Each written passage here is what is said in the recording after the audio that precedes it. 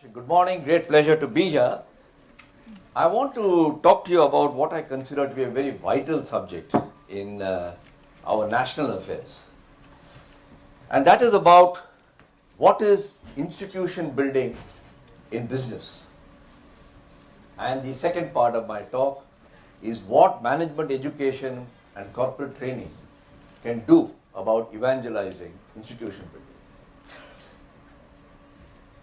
If you think of a society like ours or any others, it is driven by 3 E's, as I call it. Enterprise, which means trade, business, companies, people trying to generate money. If you are able to do that, education. And I use the word education not in the sense of primary and secondary school education, but cultural advancement. Arts, music, all that is part of education. And when a society has that, it's looking for a Greek word which I use, Eudemonia, which really means a sense of well-being. Now when these 3, enterprise, education and Eudemonia, are in reasonable harmony, like in Ayurveda they say the mind, body and the spirit should be in harmony, then you get a very nice Ramrajya and a very nice society. Enterprise is the fuel of society. Despite the headlines you see in the newspapers about banks that have failed, companies that have spirited away money, believe me, it is without enterprise there is no society. The Mughal history, the Roman history, the Ottoman Empire, the Ming dynasty all show the same thing, that there has to be enterprise. And enterprise is advanced not just by companies, but by business institutions. And I want to make that distinction for you. And I got interested in the subject. There are business institutions. I was very lucky to work in 2 of them, Unilever and Tata. But I call them Gen C institutions. Generation Centurion. They've done 100 years, 150 years. There's much more to learn from recent episodes, which I call Gen L institutions. The liberalization generation, the last 30, 40 years. And what happened to me was, I am a visiting executive in residence at the Bhavan's SP Jain School of Research and Management. The dean is sitting here and he's going to talk to you this afternoon. And in a little banter with the very talented faculty in that institute, certain things happened which I would like to describe to you. But before that, I have made the point that businesses are created and advanced by institutions and not mere companies. I'm not suggesting companies are not important, but I need to explain what is an institution. I went and talked to a few people as to what does an institution mean to you. People said, Red Fort, Qutub Minar, not some little house in Golf Links. Other people said Victoria Terminus Station in Bombay, not Khandala railway station. Some other people said Taj Mahal, not a cemetery. And if you aggregate these, to most people's imagination, what an institution means is something that is grand, something that is awesome, something that is durable, as compared to very much necessary things, but things that are nice, things that are adequate. They are positive. So I am not here to run down companies, don't get me wrong, but to praise the role of institutions. Now what happened in SP Jain Institute of Management and Research was a number of faculty started sloshing around as faculty academics tend to do. Suddenly produced a bunch of papers, published literature, on what is an institution. Usually these come from the study of governance, nations, democracies. We said, let's apply this to business. If it is so important for India to create jobs, to have economic growth, why can't we apply the same principles to business? And very soon, out of all the cacophony, the faculty team produced what I call the mindset, behavior, action, grid. So I like to brand it and say SP Jain's mindset, behavior, action, grit. And I'll explain in a moment what that means. But now we had a very nice box with categories in it. And we said, why can't we check whether we are on the right track? Luckily, I've been in the corporate sector for some time, so I went along, talked to 4 or 5 very accomplished leaders to test and validate whether we are on the right track. I came back and I said, yeah, we're probably on the right track. Now we should go out and do some field interviews. And then we sat down and said, which are the Gen L institutions, business institutions in this country? Which really took off around the 80s, 90s. And we found something very odd, that there are not too many which could pass the test of what's an institution. There are very good companies. They keep getting awards in the pink papers or report. But soon after they get an award there, they seem to go down the tube. That's not an institution. We then selected 6 of them. This doesn't mean there are no more than 6. We just happen to have to start somewhere. Maybe there'll be another 6 later. One of them is Tata Consultancy Services. One of them is the HDFC as a group. One is Kotak Bank. One is Larsen & Toubro. One is Marico.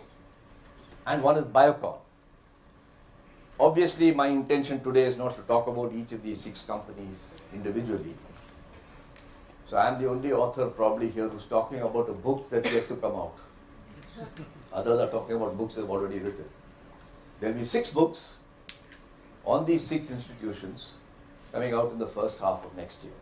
So I'm doing an advanced preview, but I'm more doing this to share an intellectual idea rather than to promote a book. These 6, just these 6, account for 2 million direct jobs in the last 30-40 years. They account for 10 million indirect jobs. And they account for 25% of the market cap of the Bombay Stock Exchange. Just imagine. The value of the Bombay Stock Exchange is 140 lakh crores. And just these 3 companies, these 6 companies, account for about 30 lakh crores. So, we are now talking of big guys who can make a difference to this economy in creating jobs, direct and indirect. I'm not being dismissive of them, but it's not a Swiggy or something, it's real stuff. Now, I referred to this mindset, behavior, action grid. That was like the Vedant. And I need to just tell you very briefly, in the limited time, so that your curiosity is awakened and you can think about this yourself. Academics like to create 2x2 matrices with boxes. And we also did the same thing. I'm not going to use any charts because we are subjected to so many charts in the course of a day that we go nuts. Imagine an x-axis in which you have 3 points. The first and the lowest point on the x-axis, or the closest point to the junction, is what I call a manager. A manager is a guy who, as the name implies, just manages day-to-day operations. The next is called a leader. As the name implies, he leads a large number of managers. And the furthest point, I call a shaper. A guy who's a leader of the leaders, who's able to architecture something. So clearly there's progression when you go from manager to leader to shaper.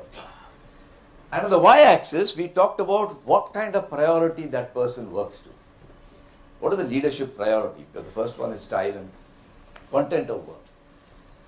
And we put 3 again. Whether he's interventionist. An intervening style is, acha ye problem hai, aisa karo. If this has happened, then do that. He offers people quick solutions.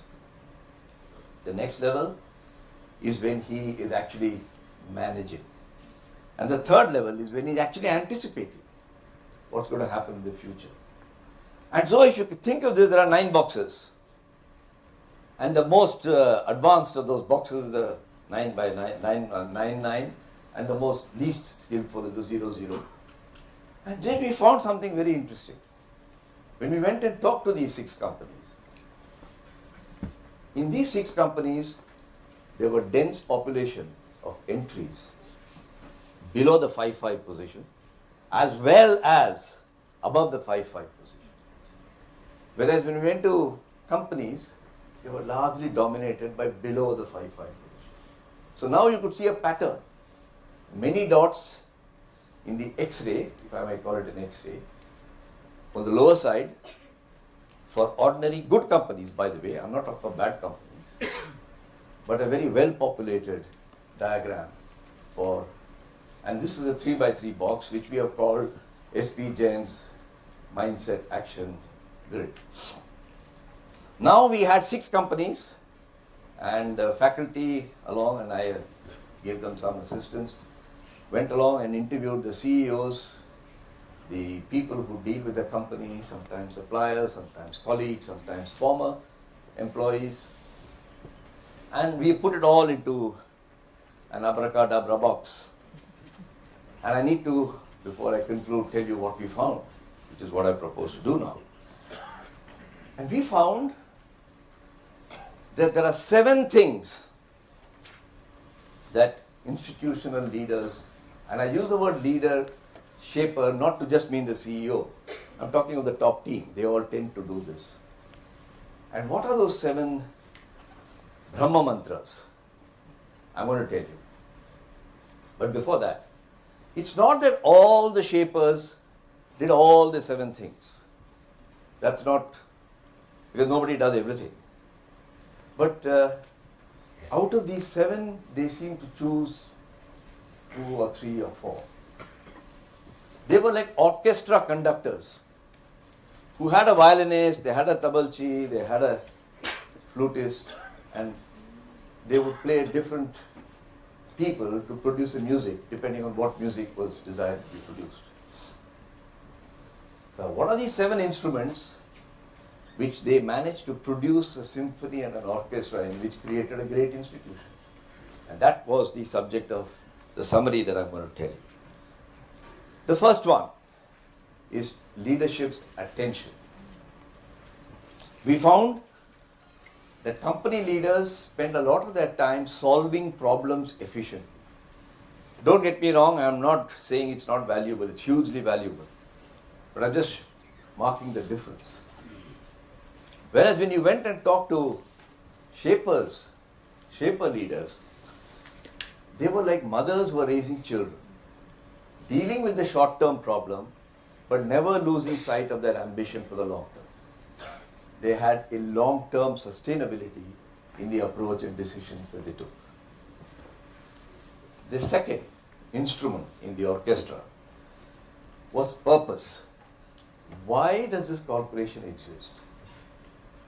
And with companies, ordinary company leaders, they were very much focused on the shareholder. And you see this in the startup world, which everybody goes gaga about. They are only focused on valuation, a single-minded focus on shareholder return.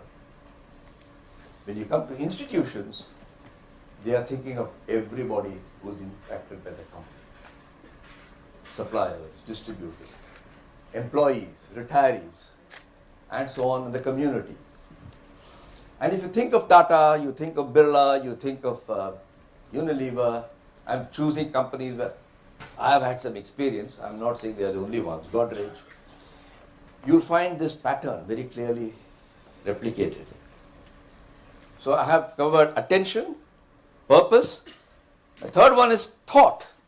How do they think? And I found that, we found that the company people quickly decide what is the problem, what are the options, and then they move ahead. Whereas the shapers indulge in what is called critical thinking. And we have described what is critical thinking. And if you gave them this option A and B, they say, but why not option C and D? Because for them, the opposite of a truth can be another truth. Whereas most of us assume that the opposite of a truth is a falsehood. Fourth, their learning pattern. Most company leaders learn in a linear fashion. Like climbing a staircase. I've learned this, I've learned that, I've learned that. Even management development programs are like that. Tier 1, Tier 2, Tier 3.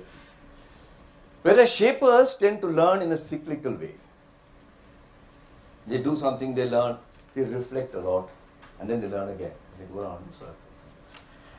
And the last three of these instruments in the orchestra is number one, their attitude to transformation and change.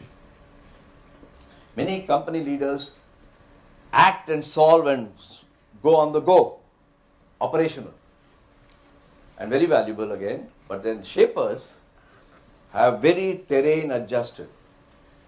They seem to say to themselves, what worked in my last job will not work here. What worked in my last company will not work here. It's much easier to talk to Tamils to learn Hindi than to talk to Hindi people to learn Tamil. And that's what I mean by a terrain adjusted communication. And finally, people. It was incredible. Whereas many company leaders saw people as another factor of production, and like land and labor, it was transactional. Attrition rate is so much. This is the way young people are these days. People, attitude of shapers was care and nurture. We were surprised to find that in the companies that I've referred to, they spent as much as 25 to 30% of their time, personal time, on caring and nurturing for future leaders. Shapers think disruptively, whereas the company managers want to be predictably competent. They want every quarter to go up and they manage it so that everything looks predictable. Whereas shapers say, what is the... In other words, volatility is an asset to a shaper. And he invokes volatility. That's where we've got. These books will be out next year.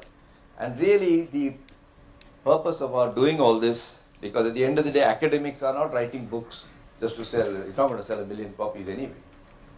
But academics write a book because it can be used for teaching. And so I would hope that apart from SP Jain, other management institutions, corporate training institutions will use this material to create new material, to talk about this subject.